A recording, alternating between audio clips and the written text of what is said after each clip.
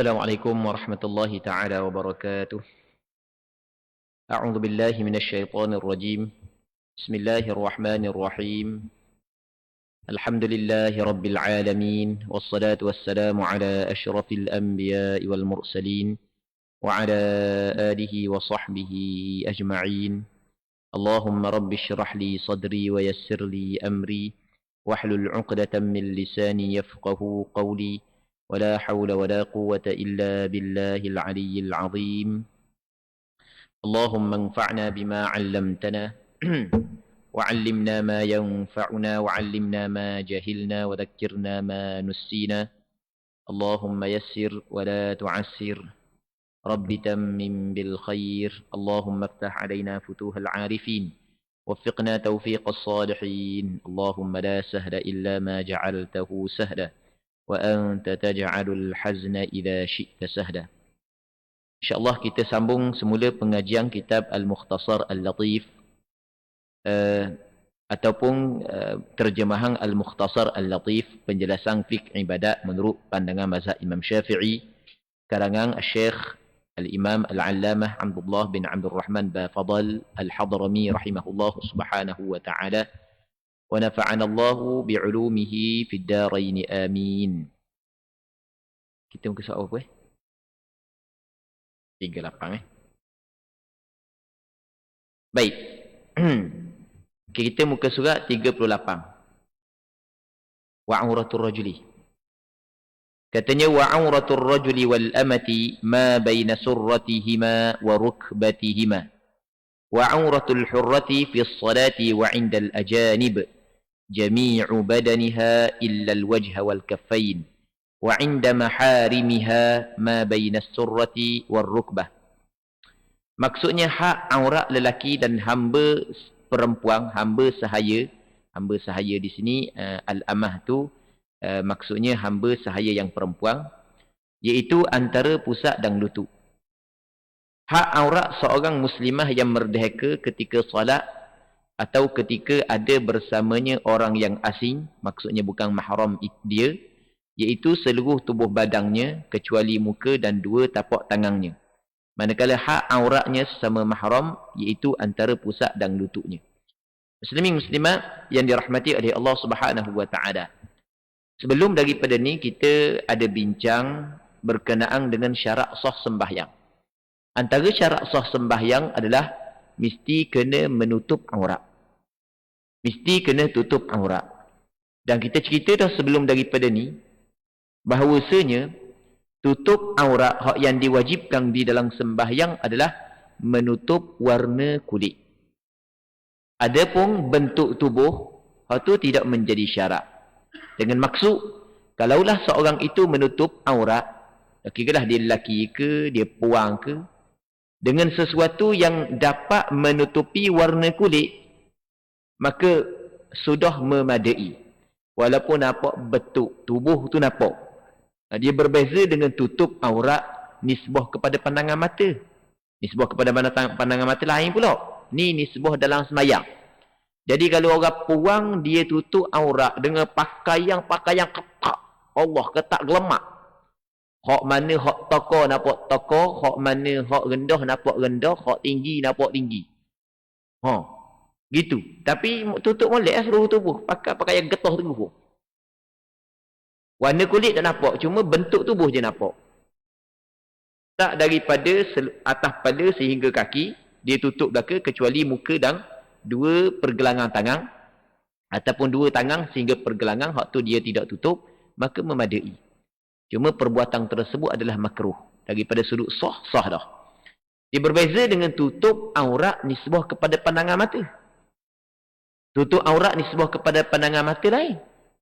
Jadi kalau aurat di hadapan orang lain, cakap mudah gitu, kan mesti kena tutup warna kulit sahaja. Bukan kena tutup juga bentuk tubuh.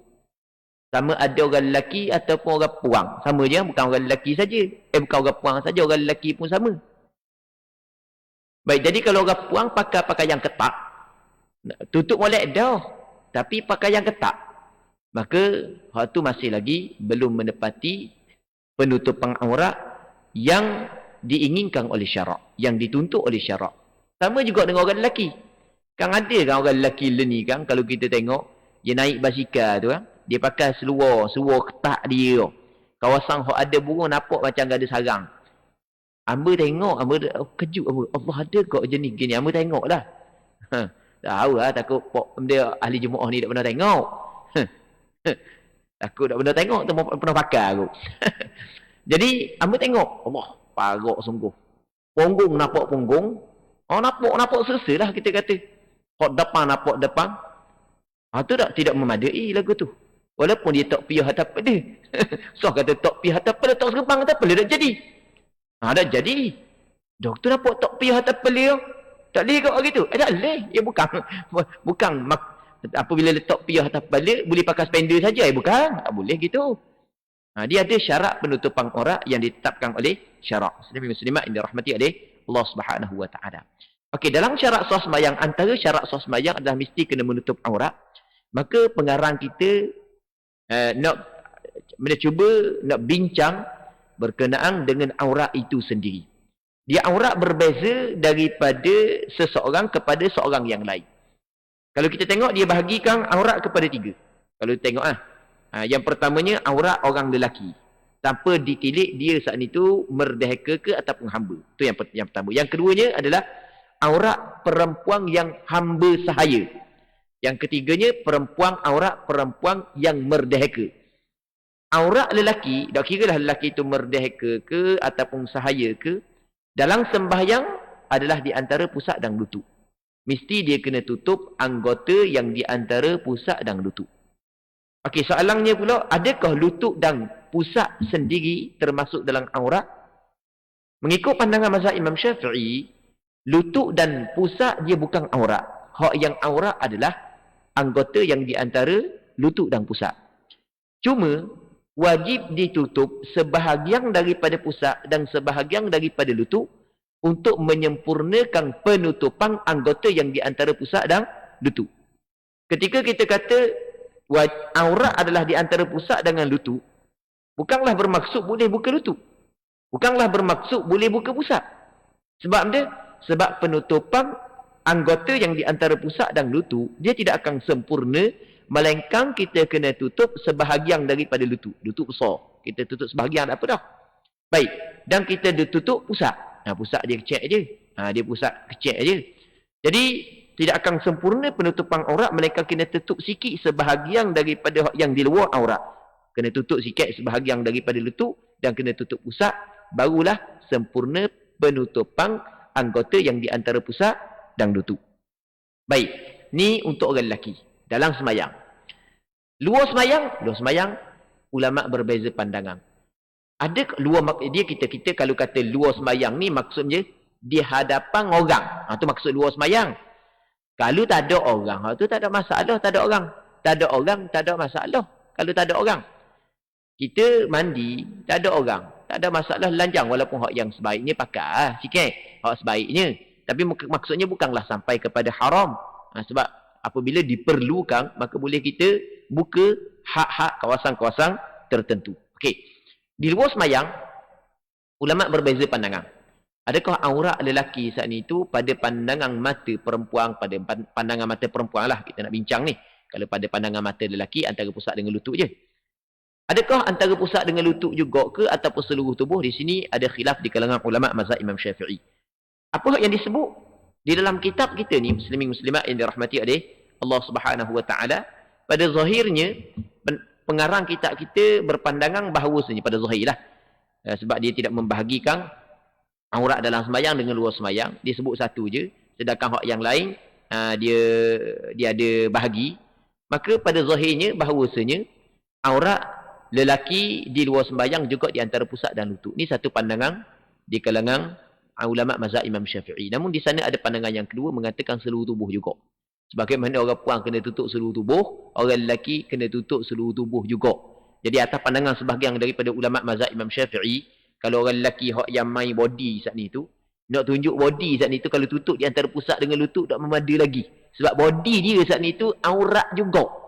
Apatah lagi kalau body katang ni sampai ke menaikkan nafsu orang puang. Oh, jadi orang puang tengok tu naik nafsu lalu. Sebagai contoh.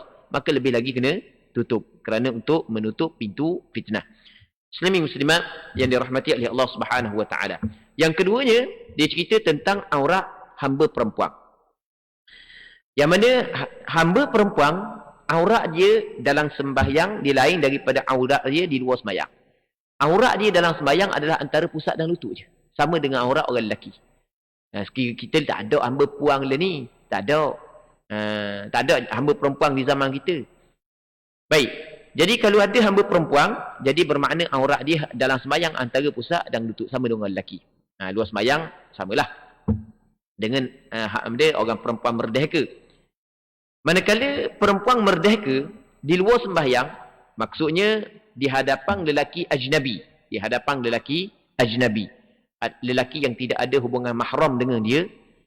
Kata ulama, apa yang disebut dalam kitab ni adalah dia seluruh tubuh badan dia kecuali muka dan dua tangan hingga pergelangan. Jadi dua tangan hingga pergelangan bukan aurat, begitu juga muka dia bukan aurat. Ni apa yang disebut dalam kitab ni. Baik, dan ni sebenarnya adalah pandangan majoriti ulama. Dan ada pun di sisi mahramnya, ketika dia berada di hadapan abang dia, orang puang ni yang merdeka ni. Ketika dia berada di hadapan ayah dia, pak dara dia, toki dia, adalah di antara pusat dan lutut. Baik. Okay, habis. Katanya, وَيُعْفَى عَنْ دَمِ مَا لَا نَفْسَ لَهُ سَائِلَةٌ وَعَنْ وَنِيمِ الذُّبَابِ وَعَنْ دَمِ الْبَثَرَاتِ قَلِيلِهِ وَكَثِيرِهِ وَعَنْ قَيْحِ الدَّمَامِيلِ وَصَدِيدِهَا وَعَنِ الْقَلِيلِ مِنْ دَمِ الْأَجْنَبِي إِلَّا الْكَلْبَ وَالْخِنْزِيرِ. Kita antara syarat sah sembahyang adalah mesti kena suci daripada najis yang tidak dimaafkan pada pakaian, tempat sembahyang dan juga badan kita. Badan kita mesti kena suci daripada najis yang tidak dimaafkan. Pakaian kita sama, tempat sembahyang kita sama. Cuma di sana ada najis yang dimaafkan. Cuma najis yang dimaafkan dia terbagi kepada dua. Yang pertamanya dimaafkan pada bab air, tidak dimaafkan pada pakaian. Yang keduanya dimaafkan pada pakaian tapi tidak dimaafkan dalam bab air. Jadi kita jangan tukar dalam perbincangan masalah ni. Sebab kitab kita ni ringkas. Dia sebut secara ringkas sahaja. Baik. Tengok dia kata lagu mana? Dimaafkan bangkai binatang yang tidak mengalir darahnya. Jadi di sana ada binatang yang darah dia tidak mengalir. Bangkai dia najis. Kita pernah cerita sebelum daripada ni bahawasanya setiap bangkai binatang adalah najis. Setiap bangkai. Melainkan 3 bangkai yang tidak najis. Yang pertamanya adalah bangkai ikan. Bangkai belalang. Belalang tu belalang katih yang kita kata belalang kunyit, belalang yang baru banyak orang. Yang ketiganya adalah mayat manusia. Jadi apabila seorang tu meninggal dunia, maka tubuh badan dia yang dikatakan mayat saat itu, dia tidak najis. Kalau ada air kecil tu, najis air kecil, bukan najis tubuh badan dia. Jadi kalau kita pegang jenazah, tidak wajib kita basuh tangan. Sebab jenazah, hukum dia adalah suci. Sama ada jenazah orang Islam ataupun orang kafir. Baik. Jadi setiap bangkai najis. Melainkan 3 bangkai tidak najis. Yang pertamanya bangkai belalang, yang keduanya bangkai ikan, yang ketiganya bangkai manusia. Ini tidak najis. Baik. Cuma bangkai binatang yang tidak mempunyai darah yang mengalir dimaafkan. Maksud dia dimaafkan najis tapi dimaafkan. Tapi dimaafkan dalam bab air, tidak dimaafkan dalam bab sembahyang. Sebagai contoh lalat. Lalat ni dia tidak mempunyai darah yang mengalir. Bangkai dia najis. Dia jatuh di dalam air. Air yang sedikit. Air tak sampai 2 kolah. Baik. Jadi bangkai lalat sana dia tidak menajiskan air ni. Sama juga bakar nyamuk, bakar semut, dia tidak menajiskan air. Tapi kalau kita semayang, dalam poket kita ada lalat 3 ekor mampu. Kesedodoh ada lalat 3 ekor, biar malah nak buang. Sayang nak buang. Semayang dengan lalat gitu. Tak boleh. Tak usah semayang. Dia bangkai binatang yang tidak mempunyai darah yang mengalir, dimaafkan dalam bab air. Tidak dimaafkan di dalam bab pakaian. Tubuh badan kita. Jadi kalau tubuh badan kita ada lalat mapu seekor, nyamuk mapu, katok nyamuk, lekak nyamuk sini. Lekak nyamuk biar tak mau buang. Nak sembahyang gitu je. Kayak gigi lah, nak mandi kayak gigi. Tak boleh gitu. Sebab dia tidak dimaafkan dalam pada padat badan kita dan pakaian kita. Muslimin muslimat yang dirahmati oleh Allah Subhanahu wa taala. Okey. Dimaafkan binatang yang tidak mempunyai darah yang mengalir. Banyaklah binatang yang tidak mempunyai darah yang mengalir. Hak kecil, ada hak besar. Contoh cicak tidak mempunyai darah yang mengalir. Jadi bangkai cicak dimaafkan. Jadi kita tengah minum air teh, tiba-tiba dong jatuh cicak bakar cicak dalam. Kita pun buang bakar cicak saat ni tu. Tai-tai dia tak ada. Buang bakar cicak. Kita tak bau macam biasa je. Kalau bau busuk tak lain. Bau macam biasa je. Boleh minum tak? Boleh, tak ada masalah. Boleh minum. Soal dak lalu tu nombor 2. Kita nak cerita hukum dulu, tak dak lalu tu banyak lagi perbincangan dia. Beluk orang boleh makan pun molek-molek ada gambar dak lalu. Tipu je baru lalu. Dak kabar beluk baru goreng molek baru makan. Baik. Dia dak lalu tu nombor 2 lah. Dak lalu tu nombor 2. Jadi kalau bakar tiku lain lah. Tengah masuk tiba-tiba dong bakar tiku jatuh ekor dalam. Maka kena curuh habis. Kemudian hak yang kita masuk kuah saat ni tu kena curuh belaka. Sebab bakai tiku adalah binatang hak yang mempunyai darah yang mengalir. Dia tidak dimaafkan dalam bak air, dalam bak cecair. Baik. Seterusnya katanya tahi lalat. Tahi lalat ni dimaafkan pada pakaian kita. Jadi kita jemur pakaian kita. Di kampung kita ada orang mera ayang. Dan mera ayang dia musim dia pernah lalat mari rumah kita. Jadi tekoh jemur pakaian tu pernah tahi lalat. Tahi lalat hak yang dimaksud tahi lalat ni tahi lalat sungguh lah. Bukan tahi lalat hak yang hak yang tubuh kita. Tu tak ada masalah tu. Tu tak najis. Sama juga tahi lalat hak yang kita kata jeragak. Jeragak tu tak ada masalah. Tu tak najis. Tahi lalat sungguh lah. Tahi lalat. Lalat berok. Baik. Hak tu dimaafkan pada pakaian. Wa an damil basarat. Lepas tu kata dia dan darah yang keluar daripada jerawat. Sama ada sedikit ataupun banyak. Ni jerawat kita pecah. Sikit ke banyak ke dimaafkan. Tapi dia ada syarat-syarat dia lah. Antara syarat dia jangan berpunca daripada kita. Kita hak yang buat. Kalau kita buat tidak dimaafkan banyak. Sedikit tak apa. Sikit banyak ni tengok pada uruf lah. Jadi tengah-tengah semayang tu imam baca panjang. Dia puas duduk saja. Dia pun pecek. Dia lagi dah pecah lagi tu pecek. Tong tubik pun nak. Faham belakang tu imam kau. Contoh. Kembur tubik darah Jawab patu pula. Tu tak boleh lah banyak. Sebab tu perbuatan kerana perbuatan dia. Baik.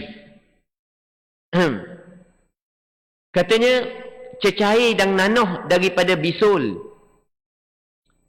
Tapi kena kira sikit juga ni. Cecair dan nanah daripada bisul. Dia qaih ad-damamil ni maksudnya nanah ataupun danur hak yang dia campur darah dengan nanah. Lepas tu darah yang asing jika dalam keadaan yang sedikit kecuali darah anjing dan babi. Darah yang asing. Kalau sikit lah. Darah asing ni sebagai contoh lah. Kita kena darah benda lain. Itu sebagai contoh. Maka kalau sikit dimaafkan. Banyak tidak dimaafkan. Cuma masalah ni sebenarnya ada perbezaan pandangan di kalangan ulama. Baik. Seterusnya kata dia. Aslun. Urudus salati 17. Al-awwalun niyyah. Fa'in kanatis salatu fardan. وجب قصد فعلها وتعيينها ونية الفرضية من البالغ وإن كانت نافلة مؤقتة كالوتر أو ذات سبب كالكسوف وجب قصد فعلها وتعيينها وإن كانت نافلة مطلقة وجب قصد فعلها فقط. الثاني تكبيرة الإحرام وهو أن يقول الله أكبر ويجزئه الله الأكبر ويجب أن تكون النية مقارنة للتكبير جميعه. الثالث القيام إن كانت الصلاة فرضا وقدر. الرابع قراءة الفاتحة ويجب ترتيبها وموالاتها وتشديداتها وإخراج الضاد من الضاء وتجب في كل ركعة إلا ركعة المسبوق. الخامس الركوع. السادس الطمأنينة فيه بحيث يستقر كل عضو مكانه. السابع الاعتدال. الثامن الطمأنينة فيه. التاسع السجود مرتين في كل ركعة وأقله وضع شيء من جبهته على الأرض وبطون أصابع يديه ورجليه ووضع ركبتيه وتحامل برأسه وارتفاع أسافله على أعاليه. العاشر الطمأنينة فيه. 11 الجلوس بين السجدتين. 12 الطمأنينة فيه. 13 التشهد الأخير. 14 القعود فيه. 15 الصلاة على النبي صلى الله عليه وسلم في التشهد الأخير. 16 السلام وأقله السلام عليكم. 17 الترتيب. Fasal pada menyatakan rukun sembahyang. Rukun solat itu ada 17 perkara, iaitu dalam kitab kita ni dia khabar rukun sembahyang ada 17. Ada sebahagian daripada kitab dia sebut rukun sembahyang ada 13. Dan ada juga kitab sebut rukun sembahyang ada 14. Ada kitab sebut rukun sembahyang ada 18. Ada kitab sebut rukun sembahyang ada 15. Cuma kalau kita tengok perbezaan bilangan saat ni itu hanya perbezaan daripada sudut ucapan sahaja. Tapi kalau kita tengok hakikatnya tidak berbeza sebenarnya. Hak yang mengatakan rukun sembahyang 17 ni, dia kira tamakninah satu rukun yang lain. Kita ada benda tamakninah dalam rakaat, tamakninah dalam iktidal, tamakninah dalam sujud, tamakninah duduk antara dua sujud. Jadi 4 sini. Sebenarnya sujud 2 tapi dikira lah 4 sini. Jadi asal rukun sembahyang 13 campur dengan tamakninah jadi 17. Dia kira tamakninah. Sebagian ulama kata tamakninah ni bukan rukun suku. Bukan. Tamakninah ni bukan rukun sembahyang. Dah, tamakninah tu benda. Tamakninah ni adalah syarat kepada rakaat. Syarat kepada iktidal.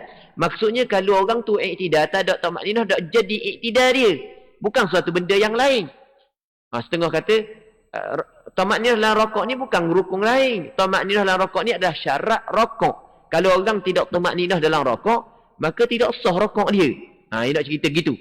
Jadi ada setengah kata tamakninah ni syarat, ada setengah kata tamakninah ni adalah rukun sembahyang. Ada pandangan mengatakan tamakninah adalah syarat kepada rukun, ada sebahagian yang mengatakan tamakninah ni adalah rukun yang berbeza. Jadi ni benda khilaf pada perkataan sahaja. Sepakat mengatakan bahawasanya orang sembahyang mesti kena tamakninah. Sama ada perkataan kata syarat ataupun perkataan kata rukun, mesti kena tamakninah. Kalau tak tamakninah, tak jadi sembahyang. Benda tamakninah nanti kita akan cerita. Ada sebahagian daripada ulama kata rukun sembahyang ada 14. 14 tu dia kira banyak-banyak tamakninah se. Ada tak? Kan tadi kan kita kira tamakninah 4 kan. Jadi 13 campur 4 jadi 17. Dia kira semua tamakninah kira se. Baik, jadi rukun sembahyang 13 campur tamakninah jadi 14. Ada setengah dia kata tamakninah tak kira, tapi niat keluar daripada sembahyang se lagi. Jadi rukun sembahyang 13 niat keluar daripada sembahyang se. Masa kita akad takbiratul ihram, kita niat masuk dalam sembahyang. Jadi apabila kita niat masuk dalam sembahyang, wajib. Begitu juga wajib kita kena niat nak keluar daripada sembahyang. Masa bagi salam kena niat keluar daripada sembahyang.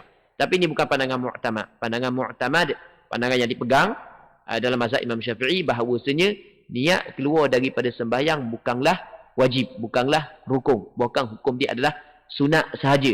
Dengan maksud ketika kita bagi salam, walaupun kita tidak niat keluar daripada sembahyang, tetap sembahyang dia kita sah. Cuma sebaiknya adalah kita niat keluar daripada sembahyang. Cuma bagi orang yang nak niat keluar daripada sembahyang, jangan dia niat sebelum daripada bagi salam. Niat sebelum daripada bagi salam, batal sembahyang. Baik. Jadi dia kena niat keluar daripada sembahyang bersama dengan bagi salam.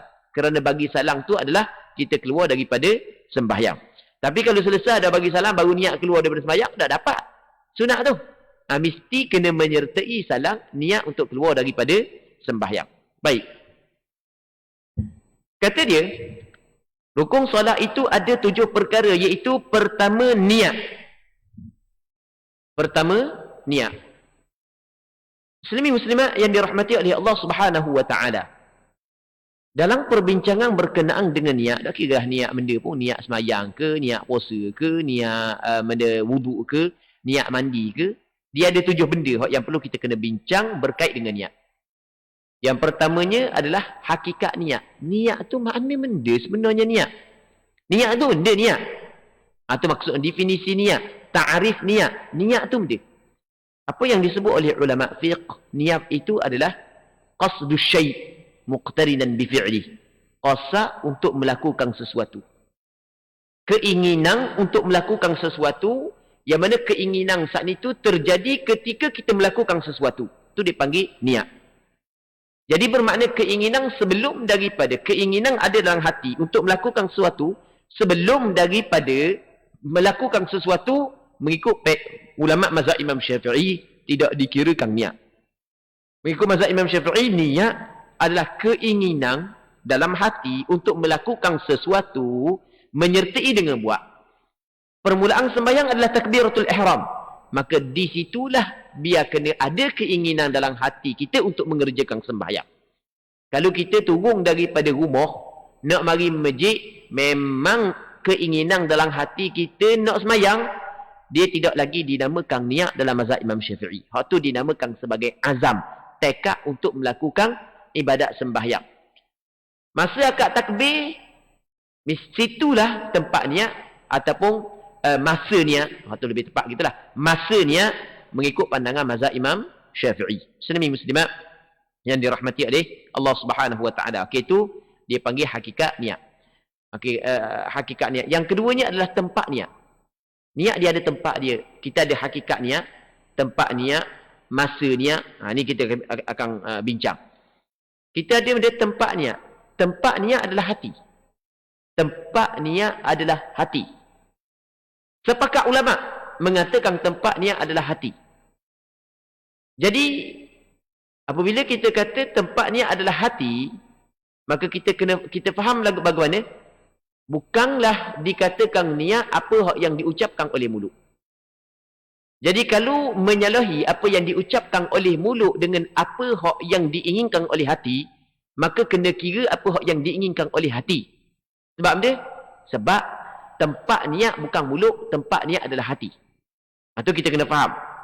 Jadi orang tu nak sembahyang isyak kat lagi. Tapi mulut dia usalli fardal maghribi. Kat lagi nak sembahyang isyak. Mulut dia usalli fardal maghribi 3 raka'atin. Kuat pula. Makmum 3. Makmum pula. Sah belakang 3 sah tu dengar. Kuat ngak. Salli salat sunatal maghrib. Maghribi. Kawan ni Allahu Akbar dan habis nak suka. Warna pula maghrib, warna isyak dah. Tapi dalam hati dia niat isyak. Maka sah sembahyang dia. Sebab tempat ni adalah hati. Bukan tempat niat di mulut. Kalau mulut dia usalli fardal isyak, tapi dalam hati dia niat sembahyang subuh, kayak gini, tak jadi sembahyang isyak dia. Walaupun mulut kata usalli fardal isyak, tapi dalam hati dia kata saja aku sembahyang subuh. 2 rakaat aku mampu padai nak sembahyang isyak. Dia gini niat sembahyang subuh. Maka tak jadi sembahyang dia. Okey, jadi tempat niat adalah hati. Sepakat ulama mengatakan tidak wajib melafazkan niat.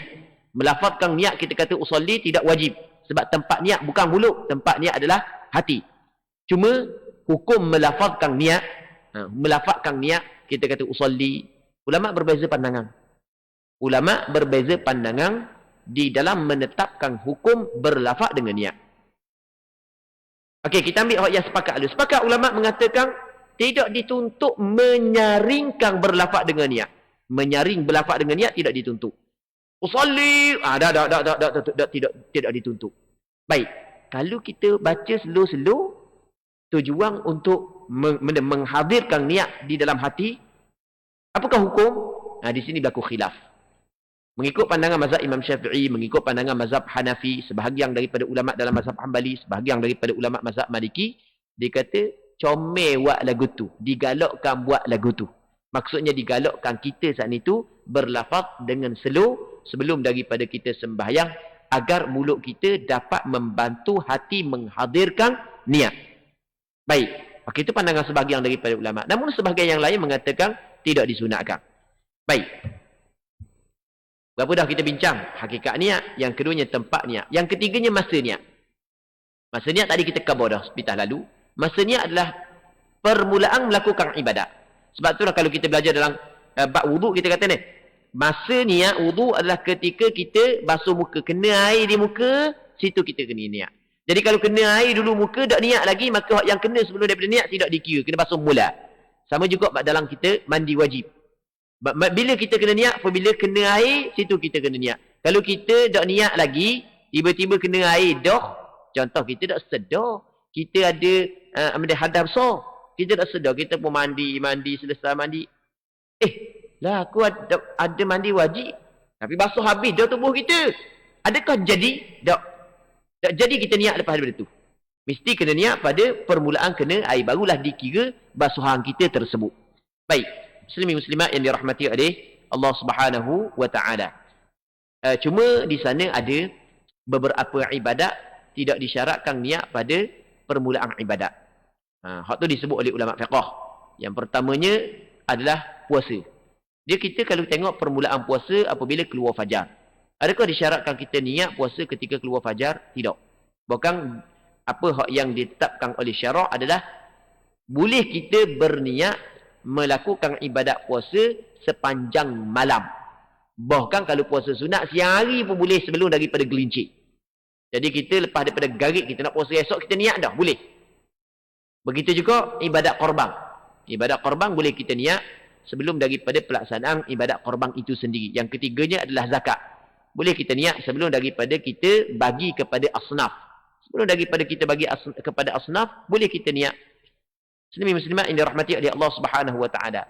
Dia kita keluar zakat ni, kita beri zakat ketika pelaksanaan ibadat zakat tu ketika kita tolong kepada asnaf. Dan kita niat awal lagi. Kalau kita nak wakil ke orang tu, kita kena niat awal lagi. Dah kira zakat terah kita ke, zakat harta kita ke.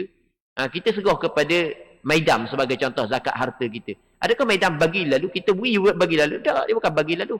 Kadang-kadang sebulan, dia cari dulu asnaf-asnaf yang layak. Kita niat awal dah.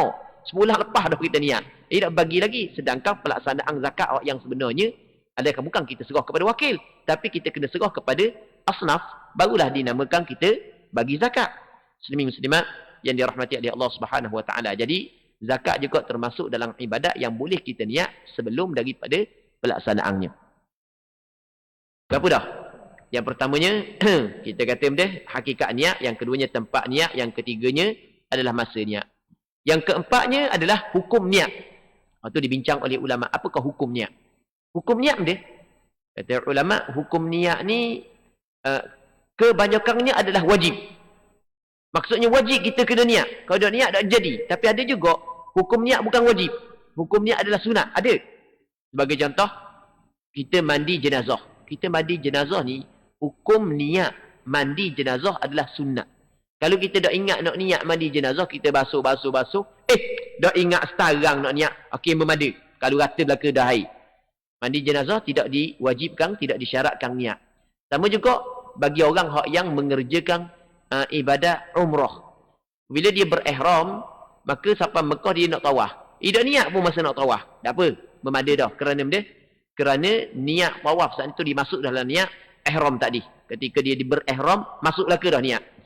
Cuma sunat pula dia niat untuk dia tawaf. Okey.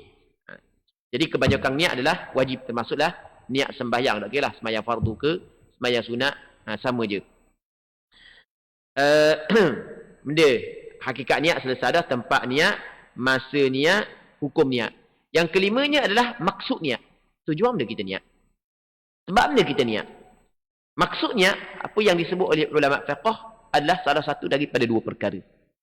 Yang pertamanya adalah untuk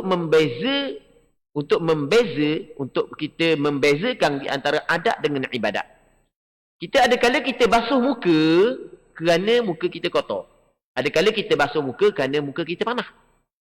Ada kala kita basuh muka kerana untuk melakukan ibadat, iaitu untuk berwudu. Jadi bermakna ada basuh muka pada adat kebiasaan, ada basuh muka kerana ibadat. Maka untuk membezakan di antara adat dengan ibadat, maka kita dituntut kita berniat. Baik. Dan kadang-kadang maksud niat, tujuan kita niat adalah untuk membezakan martabat ibadat. Dia ibadat tidak sama. Kita ada ibadat fardu, kita ada ibadat sunat. Ibadat fardu sembahyang, ada fardu zuhur, fardu asar. Jadi untuk membezakan ibadat, membezakan martabat ibadat, maka sebab itulah dituntut untuk kita berniat. Jadi maksud niat adalah yang pertama untuk membezakan di antara adat dengan ibadat. Yang keduanya adalah untuk membezakan di antara martabat ibadat itu sendiri. Baik. Seterusnya yang ke-6-nya adalah syarat niat. Okey, niat dia ada syarat. Antara syarat niat mesti kena Islam orang yang berniat. Niat daripada orang kafir tidak sah. Orang kafir berniat dia tidak sah. Orang kafir dia berniat tidak sah. Baik. Hamba ingat ada orang, ni cerita lama lah. Cerita lama. Ada orang tani tu, dia motong getah di wakar tapeh. Dululah cerita lama tu. Cerita lama. Lepas tu kebetulan orang tani tu anak dia belajar pondok. Orang tani tu dia motong getah di wakar tapeh. Lama dah cerita ni. Belah-belah tahun lepas. Lepas tu, Cina tokek dia, lepas daripada boleh bayar gaji, tokek dia kata, ni ambil ilmu sikit Mendewi kan anakmu belajar pondok kan, aku nak wijakak sikit. Cina tu bukan Islam. Cina tu wijakak. Dia dah kata zakat, dia kata jakak. Ambil wijakak sikit untuk anakmu. Kejut kita dengar. Oh, ada juga. Itu Islam bukan Islam. Kalau Islam tu jelas lah. Pandai kau bayar zakat dia. Kalau Islam malah nak bayar zakat. Oh, setengah-setengah lah bukan semua. Boleh ada dia bayar zakat. Dah sah tak? Okey, zakat adalah ibadat yang perlu kepada niat. Niat dah bayar zakat. Niat nak bayar zakat. Memada ke tak? Tak sah. Sebab apa? Sebab syarat niat mesti kena Islam. Tidak Islam, tidak sah niat tersebut. Okey, mesti kena Islam. Yang keduanya mesti kena tamyiz. Kanak-kanak yang belum memayyiz, tidak sah niat dia. Yang ketiganya, dia kena tahu apa hak yang dia nak niat. Jadi kalau dia nak semayang, dia kena tahu semayang saat ni tu. Dia nak niat semayang, dah tu benda semayang. Kalau dia nak niat untuk berwuduk, benda tu wuduk. Kita niat untuk melakukan sesuatu, mesti kita kena tahu apa hak yang kita ingin lakukan perkara tersebut. Okey, itu antara syarat dia. Yang keempatnya, dia tidak mendatangkan perkara yang menafikan niat.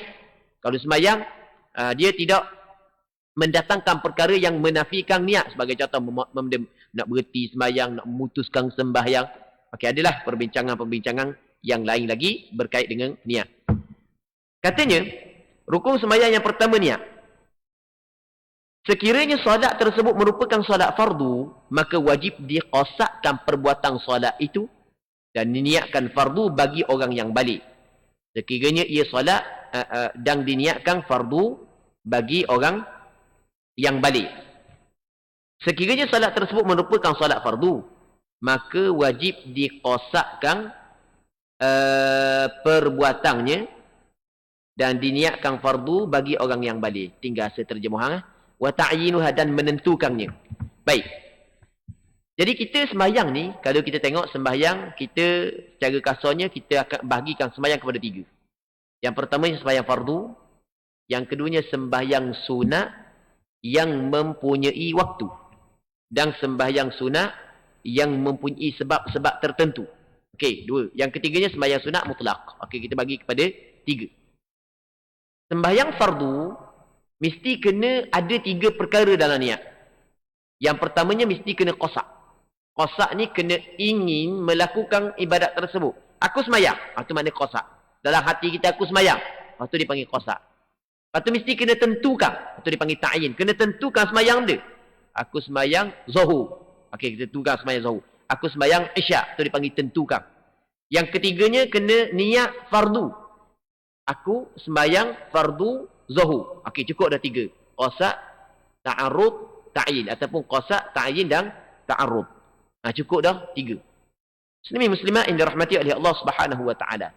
Dia niat ni bukan sampai kepada dalam hati kita bercakap, saja aku sembahyang fardu zuhur.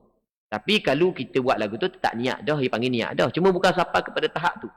Jadi masa kita akan takbir, dalam hati kita, kita sedar kita nak sembahyang fardu isyak. Kayak gini. Maka sudah memadai niat tersebut. Baik. Jadi masa kita akad takbir tu, aku sembahyang. Tapi tak mari pun sembahyang benda pun tak tahu. Hilang terus. Sembahyang hilang terus. Sembahyang benda tak tahu. Maka hak tu tidak memadai. Jadi masa kita akad takbir tu, aku sembahyang fardu isyak. Dalam hati kita sedar. Kita nak sembahyang. Aku akad tapi aku nak sembahyang. Sembahyang dia sembahyang fardu isyak. Bukan kita cakap dalam hati, kita sedar. Aku sembahyang fardu isyak. Masa akad takbir saat itu. Maka itu sudah memadai dalam niat. Dan pernah kita cerita sebelum daripada ni, muslimin muslimat yang dirahmati oleh Allah Subhanahu wa taala, bahawasanya niat ni bukan benda yang payah. Niat adalah benda yang mudah. Dan kita pernah buat contoh benda yang sama. Sebelum ni kita buat contoh, pernah contoh begini sebelum daripada ni. Kita pergi kedai, kita pergi tanya tuang kedai, air ni berapa ya? Tuang kedai kata RM1.50. Kita pun ambil piti, nak bayar. Air RM1.50. Maka ada niat sebenarnya. Ada niat dalam hati kita. Kita ambil saat itu, kita ambil dengan sengaja. Ambil piti RM1.50 dengan sengaja, tujuan untuk bayar air ni. Kalau kita nak lafazkan benda yang ada dalam hati kita, bunyi di logan ni, sahaja aku ambil piti RM1.50 untuk bayar air ni. Gitu. Tak adalah kerana Allah Ta'ala. Cuma begitu cara kita hak yang mari dalam hati kita. Baik. Sebab itulah niat mudah. Jadi kalau masa kita akad takbiratul ihram, jadi hati kita sedar benda kita nak buat. Aku nak sembahyang fardu isyak. Okey. Maka sudah memadai niat. Di situ ada qasa', ada ta'aruf dan ada ta'yin. Baik. Okey. Itu yang pertama. Yang keduanya, sekiranya solat sunat yang terikat dengan waktu. Kita di sana ada sembahyang sunat yang terikat dengan waktu. Sebagai contoh, sembahyang sunat rawatib. Sembahyang sunat rawatib adalah sembahyang sunat yang terikat dengan waktu. Kayak gini kita masuk isyak, kayak gini, kita akan sembahyang sunat qabliyah isyak. Maka sembahyang sunat qabliyah isyak dipanggil sembahyang sunat yang terikat dengan waktu. Sebelum masuk isyak tak boleh kita sembahyang. Apabila masuk je sembahyang waktu isyak, baru boleh kita sembahyang sunat rawatib isyak. Itu dipanggil sembahyang sunat yang terikat dengan waktu. Sembahyang sunat yang terikat dengan waktu.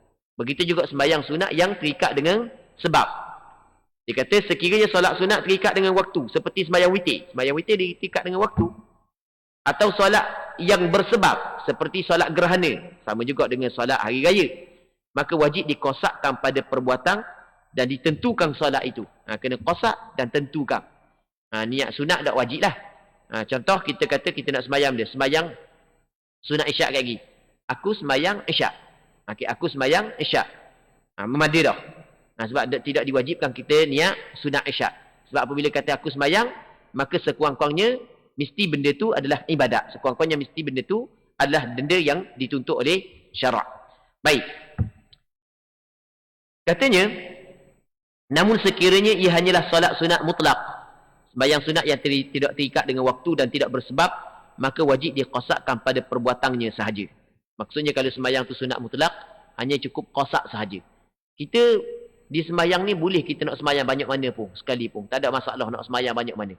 Kita sembahyang fardu, kita sembahyang dah semua sunat yang mempunyai waktu, kita sembahyang dah semuanya sunat yang mempunyai sebab, kita sembahyang dah. Kita nak sembahyang juga, boleh. Sembahyang dia dipanggil sembahyang sunat mutlak. Dah kita nak niat gua dia sembahyang sunat mutlak, aku sembahyang. Masa akad takbir, aku nak sembahyang. Memadai dah tu. Okey, jelas kan? Kita bawa kereta, kan kita kabardah di antara sunnah Nabi SAW yang cukup jarang diamalkan oleh orang kita. Ini di antara sunnah Rasulullah. Kalau dalam bahasa Arab kita kata sunnatun mahjurah. Sunnah yang ditinggalkan oleh kebanyakan masyarakat kita. Rasulullah apabila dia bermusafir duduk atas kenderaan, Rasulullah sembahyang sunat. Jadi ketika kita duduk atas kenderaan, sunat kita sembahyang. Kita sembahyang fardu tak boleh nak sembahyang atas kenderaan. Sebab Rasulullah apabila sampai sembahyang fardu, Rasulullah akan turun daripada kenderaan. Lepas tu kalau sembahyang sunat yang mempunyai waktu, kita selesai dah. Sembahyang sunat yang punya sebab selesai berkedah. Dan kita nak sembahyang sunat dia. Dipanggil sembahyang sunat mutlak. Aku sembahyang, Allahu Akbar. Begitu cara dia. Berapa rakaat ikut berapa rakaat pun. Cuma hak moleknya kita buat 2 rakaat kalau pada malam hari. Sebab salatul laili matna. Hak tu disebut oleh Rasulullah, sembahyang malam 2. Kalau siang ikutlah nak buat apa pun. 2 ke 4 ke, walaupun di sana ada pandangan yang mengatakan comel kita buat 2 juga. Ada yang buat 2 rakaat ke 4 rakaat ke 6 rakaat ke 8 rakaat ke 10 rakaat ke buat. Jadi kita daripada Terengganu ni nak pergi Kuatang, nak pergi Batu mana mangsa banjir ataupun Kuala Lumpur, lama tau. Kita atas panjang perjalanan tau. Tak main dah hesek-hesek ni. Pakai sembahyang. Pergi sembahyang, balik sembahyang. Buat gitu rasanya jadi wali besar orang kali tau. Muslimin-muslimat yang dirahmati oleh Allah Subhanahu wa taala. Seterusnya kata dia lagi, kedua takbiratul ihram iaitu mengucapkan Allahu Akbar. Juga memadai Allahul Akbar. Dia sebenarnya takbiratul ihram yang asalnya kita ucap Allahu Akbar. Cuma kalau kita tambah alif lam pada al-akbar, maka hukum dia sah lagi. Maksudnya tidak merosakkan takbiratul ihram. Masih lagi dinamakan takbir. Sebab Rasulullah sebut lagu mana? Kata Rasulullah sallallahu alaihi wasallam, miftahus salati at-tuhur wa tahrimuha at-takbir. Kunci sembahyang adalah bersuci dan yang mengharamkan sembahyang adalah takbir. Perkataan Rasul kata takbir saat itu, kita tengok kalau perbuatan Rasulullah ataupun ucapan Rasulullah adalah Allahu Akbar. Tetapi dalam penggunaan bahasa Arab, kalau kata Allahul Akbar masih lagi dinamakan sebagai takbir. Maka sebab itulah ulama kata sah. Tapi jangan buat lagu tu lah. Kita nak kata kalau orang kata Allahul Akbar sah lagi. Tapi jangan buat lagu tu. Itu tidak comel sebenarnya. Cuma kita nak kata masih lagi dikirakan takbir. Sah lagi. Ambil asal lah. Jangan buat pelik-pelik. Kalau buat pelik-pelik tambah saat itu. Kau tambah pahala tu munasabah lah. Ni tambah jadi kau kurang pahala. Tu tak comel lah gitu. Jadi ayahlah kata Allahul Akbar. Kita kata Allahu Akbar. Baik. Kena salah hamba sebut gitu cuma hamba nak dia kena hak yang betulnya kena kata Allahu Akbar. Hamba sebab berkata Allahu Akbar. Dia dah dipanjang hu dalam takbiratul ihram. Baik, kena kata Allahu Akbar. Begitu. Demi muslimat ini rahmati oleh Allah Subhanahu wa taala. Setengah kitab dia sebut tentang syarat-syarat yang perlu dipatuhi ataupun syarat yang perlu dipenuhi dalam takbiratul ihram. Ketika kita bertakbiratul ihram ada syarat-syarat yang perlu kita kena penuhi. Antaranya adalah mesti kita kena berlafaz. Maksudnya kalau gerak mulut saja tanpa bersuara tidak memadai. Sekurang-kurang linga kita dengar. Kalau linga kita tak pekak lah. Kalau tak ada dia bising bangar. Kalau tak bising bangar, linga kita tak pekak, linga kita normal, maka kita dengar benda yang kita ucapkan. Maka barulah memadai ataupun barulah dikatakan kita bertakbiratul ihram.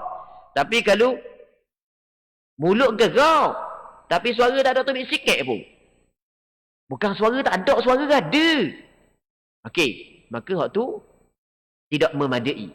Kalau suara tak ada, sebab pergi tengok bola duk sorok bahagu sampai ke serak suara, macam terbit suara macam itik sekati. Jadi nak akad takbir tu nak bunyi, tu tak ada masalah lah. Kita sebut sekadar yang kalau sekiranya kita mempunyai suara biasa, kalau sekiranya kita mempunyai suara biasa, kita boleh sebut. Baik, muslimin muslimat yang dirahmati oleh Allah Subhanahu wa taala. Bagi orang yang bisu, dia orang bisu nak cakap apa ni? Ataupun orang yang tak bisu tapi sakit tekak, tak ada suara, hilang terus suara. Baik, maka ketika tu dia kena gerak juga mulut dia. Untuk mengisyaratkan kepada takbiratul ihram. Itu syarat yang pertama, mesti kena bersuara. Syarat yang kedua adalah mesti kita kena sebut lafaz dia dengan betul. Jangan sebut salah. Kalau salah tidak merosakkan makna, itu tak ada masalah. Hak yang bimbang takut salah merosakkan makna. Kalau kita perhati ramai masyarakat kita dalam takbiratul ihram salah. Tapi salah kecil, tak rosak lagi makna. Contoh, ni orang ramai salah. Dia tak kata Allah, dia kata Allah. Kan ramai gitu kan? Allahu Akbar. Berarti molek ramai orang kata gitu. Memang ramai. Kita tengah nak marah budak-budak kan? Allah budak ni. Tengok Allah tak setarang. Kan kita sebut gitu. Allah, kita tak sebut Allah. Dia bukan kan hamzah datang kan kita belajar kan? Alif datang alif bawah i, alif depan u. Masa kita belajar dengan utuk-utuk bukan rotang se. Lepas tu, kalau kita kata alif datang Allah, kena bahang lalu di guru. Molek ada tengah semayang ni bahang Allahu Akbar. Dia bukan sebut molek. Alif datang hamzah datang bukan hamzah datang kena kata Allahu Akbar, bukan Allah. Tapi kesalahan tersebut masih lagi dikirakan kesalahan kecil. Maksudnya masih lagi sah takbiratul ihram dia. Cuma jangan kekal di atas kesalahan tersebut sebab salah dia salah. Salah lah. Nak buka bom dia, salah. Salah kena tinggalkan. Jadi jangan kata Allah, kena kata Allahu Akbar. Okey, itu yang pertama. Yang keduanya, pada Allahu jangan pergi tukar kepada Allahu Akbar. Jadi sedap bunyi gitu. Jadi sedap kalau Allahu Akbar, jadi apa nak sedap? Rasa tak sedap, rasa kalau gitu. Tu ngaruk tu kena cocok syaitan gitu. Jadi jangan tukar kepada Jangan guna pedah. Kalau dalam orang-orang tua cakap gitu kan. Kena guna Baik. Yang kedua. Yang ketiganya, jangan panjang lafaz Kadang-kadang orang tu nak jaga niat sampai ke tak sedar dia pergi panjang Allahu Akbar. Salah gitu. Kalau Allahu Akbar tak pakai takbiratul ihram dia. Kerana mengubah makna. Sebab kalau dalam bahasa Arab Allahu Akbar makna Allah Maha Besar. Tapi kalau Allahu Akbar dia tambah makna adakah. Maksud dia, adakah Allah Taala Maha Besar? Lain lalu maknanya. Begitu juga jangan panjang ba. Panjang ba makna dia lain. Allahu Akbar makna dia lain. Kalau Allahu Akbar, Allah Maha Agung. Kalau Allahu Akbar makna dia benda, Allah itu gendang. Allah, mana pelik engakmu sembah gendang ke mana? Tengok jauh. Baik. Jadi tu di antara benda yang perlu kita kena jaga agar takbiratul ihram kita sah, kerana takbiratul ihram termasuk dalam rukun sembahyang. Baik. Jadi untuk malam ni kita rasa sini dululah. InsyaAllah kita sambung pada minggu-minggu akan datang. Boleh juga kita buka soalan sekejap, lebih kurang dalam 5 minit ke kalau ada. Kalau tak ada kita berhenti dulu.